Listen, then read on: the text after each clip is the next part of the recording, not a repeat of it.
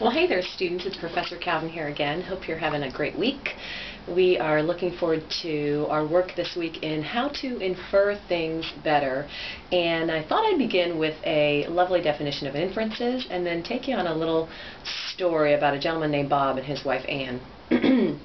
At the end of my story, I hope you could figure out what Bob and Ann's third child is named. So let's first start with that definition.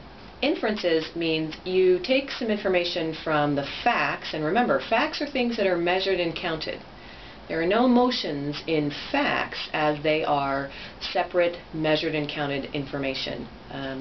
Emotions come second when you're making a decision. What kind of tone, words, or energy the author is trying to signal by the choice of words.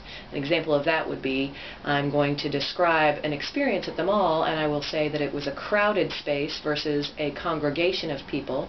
And of course, the crowded space, you feel like tension in when I say the word crowd. That's the clue the author is giving you with the tone, the choice of words they used.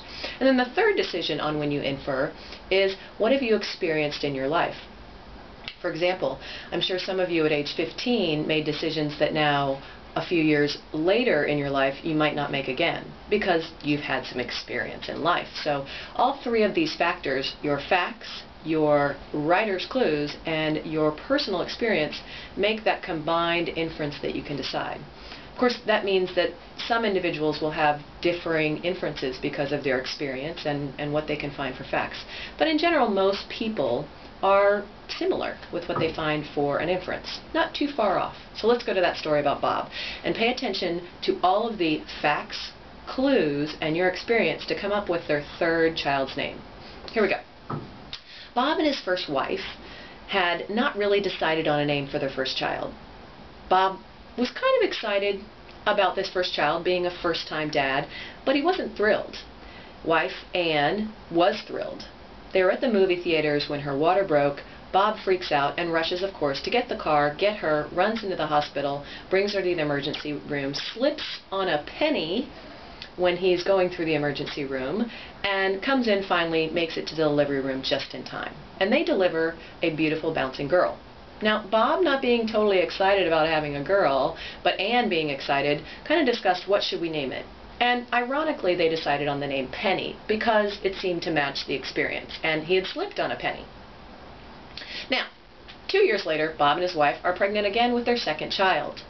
And this time, Bob's resolved himself that he's going to have yet another girl. He's a little bit more content about it, and his wife is certainly happy about it. And they decide that they think through some names. But this time, they're not sure about the name, even though they have a few on the list.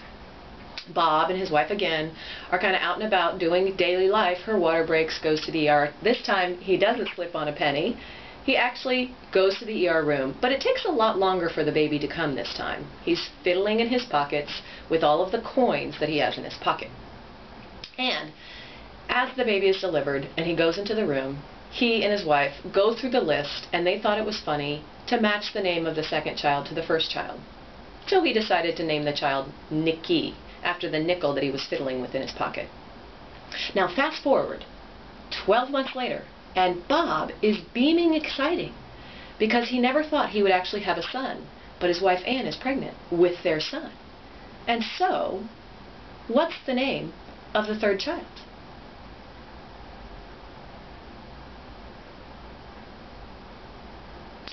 I'm pausing here to see if you figured it out.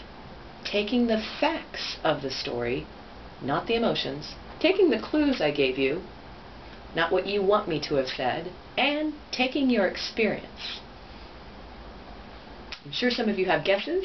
I hope you're actually giving me those guesses via this webcam, but I hope you also got the correct one. The child's name is Bob Jr. How many of you chose that? I hope you did.